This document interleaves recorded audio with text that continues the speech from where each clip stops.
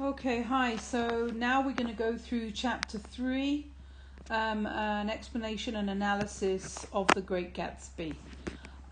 We still haven't met Gatsby yet, but we're getting closer. We have now descriptions of what it's like to be the neighbour of Mr. Gatsby, about people going in and out like moths. What do moths do? They look for the light. Okay, so they flit around. So if something attracts them, they're going to move towards it, which isn't such a great way to describe the people who come to his parties, because it's like they're after something.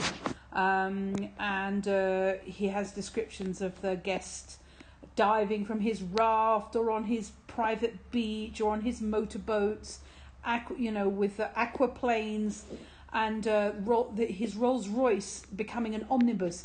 It's like an omnibus is like a shuttle, okay? So this very expensive car of his is not just the wealth that he has is not just for himself. It seems it's bringing people back and forth from the city to his house, like all the time. And again, his car is described like a bug.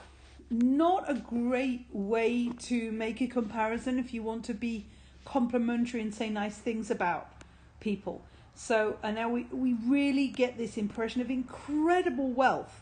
8 servants and a gardener all day long scrubbing and cleaning up. It says repairing the ravages of the night before, meaning all the damage that was done, like incredible amount of damage and mess from the party. You've got this big team of people cleaning it up, and you've got this description of these crates of oranges and lemons that come from New York. Obviously, this is a big deal to have these citrus fruits which come from Florida, and they're shipped to New York, and from New York they're shipped to Gatsby's house, and he has this machine. Now remember, this is the 1920s. To have a machine that extracts the juice of 200 oranges in half an hour, that's like a really amazing thing. And of course, there's got to be a button that's pressed by a butler's thumb. The butler is the main servant, like this main male servant of the house. So you've got this image of some incredible sort of luxury and the latest and greatest of gadgets that Gatsby has at his disposal. When we talk about once a fortnight is every 2 weeks. A corpse is like a fluga, like the army, like a large group of people who work all together in synchronization. That's really a corpse, and they come down with several hundred feet of canvas and enough coloured lights to make a Christmas tree of Gatsby's enormous garden. So you've got all these lights and canvas to have a marquee, an open tent outside. And then we've got this description of buffet tables with all this incredible food, and it all looks beautiful, and it's all displayed in a gorgeous way. And you've got this bar with drinks that incredible amounts of drinks, and you've got this orchestra that comes along. It's not a little band that you might have for an event. This is an orchestra. This is a huge number of musicians. Obviously, very expensive to have these people come and perform. And you've got the swimmers who've come from the beach, and now they're going to get ready for the evening. And there are cars that are parked 5 deep in the drive. You imagine all these cars have come. And you have the description now of all the people coming in for his evening party. It says with the beautiful colours of everybody, and their hair cut in interesting ways, and shawls beyond the dreams of Castile. Castile is this fantastic castle in Spain. So it's something like a fantasy here. The amount of luxury and the sheer number of people who come to this event. And then, so you say the bar is in full swing, and floating rounds of cocktails permeate the garden outside until the air is alive with chatter and laughter and casual innuendo and introductions forgotten on the spot. Okay, so you've got basically what it's saying is, once people have drunk enough, they're all sound like they're having a great time and they're all meeting each other. But when it says introductions forgotten on the spot, that means that the people say, oh, hello, what's your name? And the minute the person's gone, they've forgotten, which means that it's very, very superficial. Okay, everything is like, people acting like they like each other, they want to get to know each other, but they're not interested in each other at all. Okay, enthusiastic meetings between women who never knew each other's names. So, oh, hello, darling. They'll pretend to be crazy about each other and they don't even remember the other person's name. Okay, so remember, there's a big theme here between appearance and reality. How people want to look on the outside and what's going on in the inside. So, and so now we've got it, as it gets darker, the lights go brighter, and the orchestra's playing yellow cocktail music, whatever type of music that is, and people are laughing, and they're laughing very easily. And one person says one word and everybody starts laughing. And more people are arriving all the time, and you say, already there are wanderers, confident girls who weave here and there among stouter and more stable. So you've got like all sorts of people coming from different backgrounds who've joined this party, it's really a fantastic description. It's like you've got the sound and the color and the light. It's like F. Scott Fitzgerald is painting this very intricate picture. And by the way, I really urge you to see the scene. I'll put it up on the classroom of this party, because I think that really the director looked at this chapter very carefully and used the chapter as a basis, all the language in the chapter, for creating the scene in The Great Gatsby of the party. Okay, and then you've got like all these show-offy women dancing and everybody looking at her, and it actually turns out that one of these people who dances is Gilda Gray's understudy from the Follies. So this is a bit of name dropping going on here. This is somebody who's from a movie. An understudy is not. She's not actually the film star. The film star is Gilda Gray, but she's the person who would replace Gilda Gray if Gilda Gray couldn't be in the movie. Okay, so it's name dropping famous people, etc. So the interesting thing is that Nick has actually been invited. I was one of the few guests who had actually been invited, but people were not invited. They went there. Okay, so he's basically created this scene that attracts as many people as possible. Now you ask yourself, why is he doing this? Why is he spending all this money for all these people to come? He doesn't even invite them, and he allows them all to come. And he says that the people just, they get in their cars and they just end up in Gatsby's door. Sometimes they were introduced by somebody who knew Gatsby. And this is very interesting. And after that, they conducted themselves according to the rules of behaviour associated with amusement parks. They're not at the party to see Gatsby. They're here to see a spectacle. A spectacle is something that you have to see. It's a show, and they have to go and see it. That's why they've come. Okay. And it says sometimes they came and went without having met Gatsby at all. They didn't even know who the hell the guy is who's running the party. With a simplicity of heart that was for its own ticket of admission. This is very interesting. They're just people who want to come. They feel that they should be there, so they come. So he's been invited, and how's he invited? This very elegant chauffeur with this uniform comes to his lawn with a very formal note from Gatsby saying the honour would be his if he could attend his little party, and it's signed by him personally. So he comes along, he's dressed up nicely, and this is very interesting. There's all sorts of people there. People there from East Egg and West Egg, by the way. And there's also a number of young Englishmen dotted about, all look all well dressed, all looking a little hungry, and all talking in low, earnest voices to solid and prosperous Americans. Okay, so what's going on here is that you have these Englishmen who aren't particularly high class or anything, but they're trying to sort of get on the bandwagon. They're trying to make money. They're trying to get connected with people. So that's why they're hungry, because they want to make connections. So his party is in order for it brings out all different elements of society, but they go there for all sorts of different reasons. And people think that that if they mix with the upper classes, then they're going to get ahead in life. He's sure they were selling something, bonds or insurance, automobiles. Right, it says they were at least agonizingly aware of the easy money in the vicinity. So they feel like, oh, look, there's all this money going around. We can catch some of the action. So this is something very interesting about Gatsby's party, because usually a party is something exclusive and people have to get special invites, and that's how they, but this is like just, it's a free-for-all. So he's trying to find Gatsby, and nobody really knows where he is.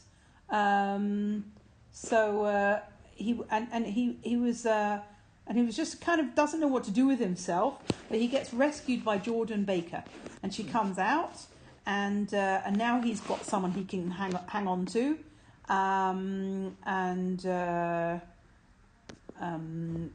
she holds his hand, and then then there's more descriptions of these girls in twin yellow dresses. They talk about the golf tournament, and again, it's like, you don't know who we are, but we know who you are.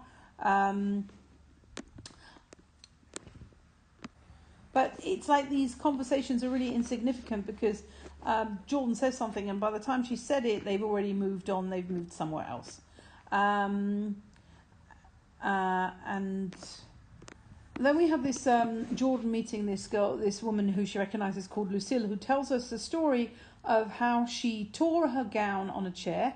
And Gatsby asked her for a name and address, and he sent her a new evening gown to replace it, which is like very generous, and it was a very expensive dress that he bought. But he said, but she says, is interesting, she doesn't say in a complimentary way, she said, there's something funny about a fella that will do a thing like that. He doesn't want any trouble with anybody, okay? So it's interesting that Gatsby's very, very careful to make sure that everybody's happy and that nothing negative happens. And then we have all these rumors. We still haven't met Gatsby yet. And as a reader, you're building up your expectation all the time. Who is this person? Who is this Gatsby? Who is this Gatsby? So, and even the title of the book, like The Great Gatsby, like what is so great about Gatsby? So then they have this rumor that he'd killed a man, and somebody says he was a German spy. There's all these rumors going on about him. But the bottom line is, we are not sure about his background. Whereas someone like Tom Buchanan, we know exactly what his background is. We know where his parents are from. We know what sort of money he's born into. We don't know about Gatsby's background as well. But it's interesting, there's this obsession with things that are criminal and bad. We think about the previous chapter and Tom going off with this mistress and this dark side that wealthy people seem to be attracted to. So everyone really enjoys talking about the fact that he's I bet he killed someone. You when you look at him, you think so.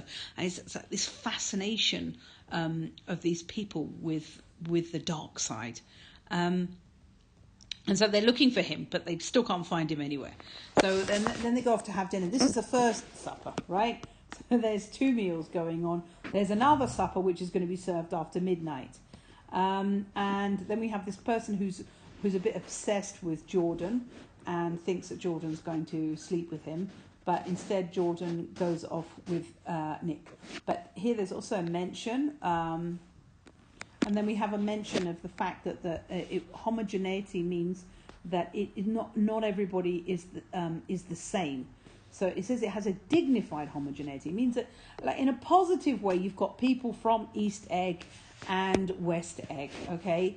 And the kind of the East Eggers are holding themselves back against the West Eggers. Jordan says, let's go somewhere, this is too polite for me. So, and Jordan explains that they're going to go and try and find Gatsby. And obviously she's trying to get rid of this person who's after her as well. So they go into the house and they go to this massive library. Now, what is a library when you're talking about a big mansion such as Gatsby's? This is one room which is filled with the books of his book that belong to him, okay? It's not a place where you borrow books from. This is where you have your own books. And there's this huge guy with a middle-aged guy who's fat. Stout means fat. And he's got these big spectacles, enormous owl-eyed spectacles. And he's sitting and he's very drunk, right? And he's looking at the shelves. And he keeps going on and on about the books being real. Okay, they're real. I thought they'd be cardboard. Now, why is this? Because people suspect that Gatsby isn't really a well-read, learned person. Okay, they don't know about his background. And a lot of the times when you put books out, they're for show. And apparently it's quite a common thing, even amongst wealthy people, to have a fake library, to just have the covers of the books. So it looks like you've got loads of books. And he's amazed that actually it's real. So this is also very interesting because this is how people see Gatsby and how he presents himself to others. The books are not used. They are not read. Okay, we'll find out why later on. It doesn't say it in the chapter, but we know it. So the man says he's brought by a Roosevelt. We know Roosevelt is the name of one of the presidents of the US at that time. So again, we've got a bit of name dropping going on. So he says he's been drunk for a week. But this is not Gatsby. This is just somebody who kind of knows him. And then we've got descriptions of everybody dancing in the garden, but it's not a nice description. Superior couples holding each other tortuously, fashionably, and keeping in the corners. And a great number of single girls dancing individualistically. So you've got some of these people who are just keeping their distance and they're holding on to the rules of society. And then you've got these single girls who are, trying to get attention to themselves. It says by midnight the hilarity had increased. As you can imagine, everyone is getting more into the party spirit. We're getting more drunk, okay, and they're getting more daring in what they do. The twins again do this act to get for people to look at them, and he's still with Jordan Baker. And then they say that they're sitting with a man their age, a young man, and he says, and the man says to Nick, "Your face is familiar. Weren't you in the 3rd Division during the war?" "Why, yes, I was in the 9th Machine Gun Battalion," Nick responds. And so he says that he was in the 7th Infantry until June 1918. So he says, "I knew I'd seen you somewhere before." So they talked about their experiences in the grey little villages in France. This is in World War One, and he says he lives in the vicinity. He's bought a hydroplane. A hydroplane is a plane that goes on water, and he wants to try it out in the morning. He says, "Want to go with me, Old Sport, just near the shore along the Sound."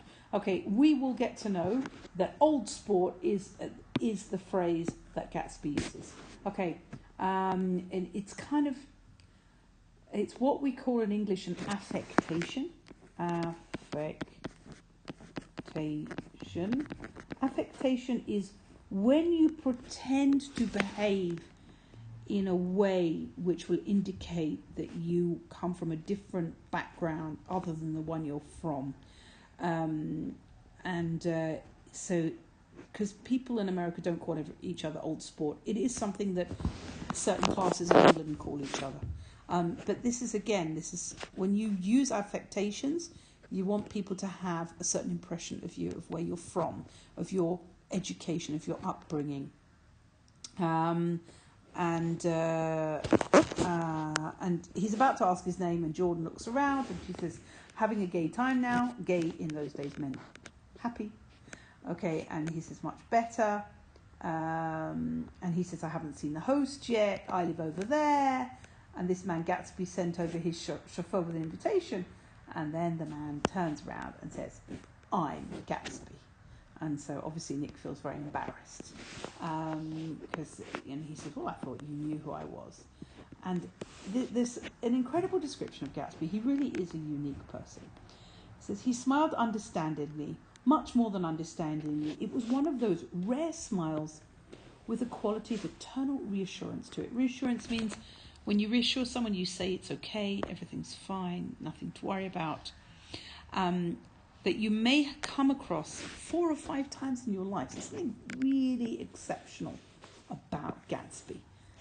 It faced or seemed to face the whole external world for an instant and then concentrated on you with an irresistible prejudice in your favour, meaning it's as if he favours you above anybody else. He understood you just so far as you wanted to be understood, believed in you as you would like to believe in yourself, and assured you that it had precisely the impression of you that at your best you hope to convey. So there's some kind of an understanding in him. He sees people the way they want to be seen, okay? And then precisely at that point, it vanished. And I was looking at an elegant roughneck, a year or two over 30, whose elaborate formality of speech just missed being observed. So then everything changes, and he realizes just looking at some regular person who's dressed very nicely, who is pretending to talk in a weird way. Okay, so you've got these two impressions of Gatsby. One which is really favourable, really nice, and the other which is a bit negative. And this makes us ask ourselves, well, do we like Nick? Is he the good person in this story? Or does he judge people just the same way as they're judging each other? We don't know, okay? Sometime before he introduced himself, I got a strong impression that he was picking his words with care. So this is something very interesting about this party. We have this idea of appearance versus reality. Appearance versus reality. Okay, and we have this very superficial society that they all want to show off and they all want to make everybody, and everything. Hi, darling, how are you, darling? And pretending to care about each other. Everything is pretend. And then we have Gatsby. But Gatsby is also pretending, but not in the same way. He's not, there's something unique about the way he's pretending, okay? So, and it's also very, very important for him, for people to think something of him. But we're going to find out how different Gatsby is from everybody else later on. And then Gatsby is called off by his butler, and Chicago is calling him on the way. Now, for some of you who know about American society in the 1920s, Chicago is a place of crime and mafia. Just you should know. People made their money. They made on the stock market. It would be in New York. Why was Chicago calling him? We don't know yet. So he has to go, and then immediately Nick is totally transfixed. He's surprised at who Gatsby is. Well, he expected Gatsby to be big, fat, and middle-aged, and instead he's good-looking and young. And then he says, "Where's he from? What does he do?" And she says, "Now you're started on the subject." She answered with a wan smile. She kind of smiles, a half smile. "Well, he told me he was an Oxford man." Does that mean she believes him? Because she says, "He told me." Okay? Jordan is not a stupid character. And then a dim background started to take shape behind him, but at her next remark it faded away. However, I don't believe it. Why not? "I don't know," she insisted. "I just don't think he went there." People from a certain class know who is from that background and who isn't. If you were born into a certain culture and somebody tries as much as they try to be part of that culture, something isn't going to fit in, and so she's suspicious. He says something. The way she spoke reminded him of the other girl saying, "I think he killed a man." So it's like we're getting this kind of jigsaw puzzle of all these interesting and contradictory pieces, because we've got this, "I think he killed a man," but on the other hand, Gatsby's very nice. He's very warm. He sees people. He accepts people. Gatsby gets a call from Chicago. Why is Chicago calling him in the middle of a party? He says he comes from Oxford. He calls people old sport. He uses affectations. But on the other hand, he's very generous. He's got this party. He's not expecting anything from anyone for this party. So we have to try and start figuring out who he is. So he says, he would understand that maybe Gatsby came from the swamps of Louisiana, that he came from a low-class background or the Lower East Side of New York. That was comprehensible, but young man didn't, at least in my provincial inexperience, they didn't drift coolly out of nowhere and buy a palace on Long Island Sound. So if he came from some kind of a bad background, where's all this money from? Okay, to buy this huge mansion. So Jordan says, anyway, he gives large parties. I like large parties. It's very funny what she says. I like large parties. They're so intimate. At small parties, there isn't any privacy, which is like a real ironic thing to say, because a large party is the last place where you would find privacy. Okay, so then we have somebody giving a performance of this jazz history of the world. It's like this is the pièce de résistance of the evening, and we have and we've got Gatsby, and this is great. The scene is done so beautifully in the movie, standing alone on the marble steps, looking from one group to another with approving eyes. Okay, so he is standing there. He's standing apart from everybody. He is not in the crowd. He is above or beyond the crowd, and he was not drinking. Okay, so he does things and he acts in a way that holds himself away from everybody else. He is not surrounded by women, even though he's young and good looking. He says, girls were swooning backward playfully. Swooning means fainting. Obviously, in the 1920s, women did a lot of that still. Even into groups, knowing that someone would arrest their falls, okay? So the women like deliberately, I'm going to faint, so that a man will catch them. But no one swooned backward on Gatsby. No French bob touched Gatsby's shoulder. There's no women's hair touching his shoulder. And